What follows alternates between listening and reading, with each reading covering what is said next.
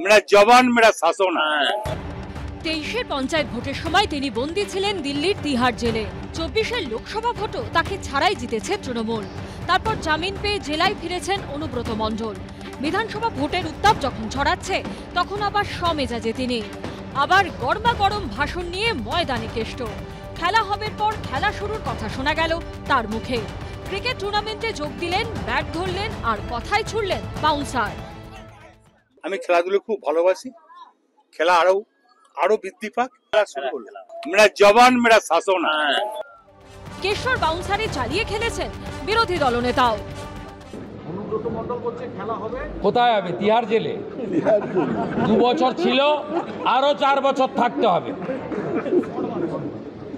মুখটা বন্ধ করে রাখুন, আরো 4 বছর আপনাকে থাকতে হবে।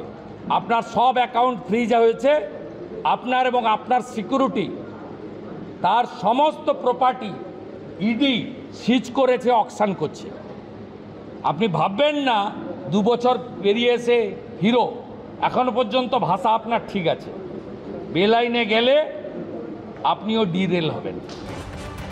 গরু পাচার মামলায় জেলে যাওয়ার আগে ভোট মানেই ছিল অনুব্রত মণ্ডলের অভিনব সব হুমকি। আমরা 17 তারিখে রাত্রি 9টা থেকে চরম চরম করে ঢাক বাজাবো।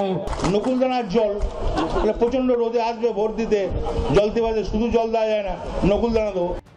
21 বিধানসভা ভোটের আগে খেলা হবে স্লোগানও শোনা গেছিল তার মুখে। জেল যাত্রার পর আবার সমেজাজে ফিরছেন তিনি। ভাস্কর মুখোপাধ্যায়ের রিপোর্ট, এবিপি আনন্দ, বীরভূম।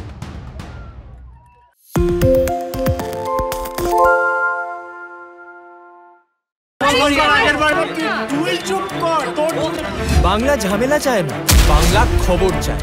বাংলা খবর, বাংলার খবর।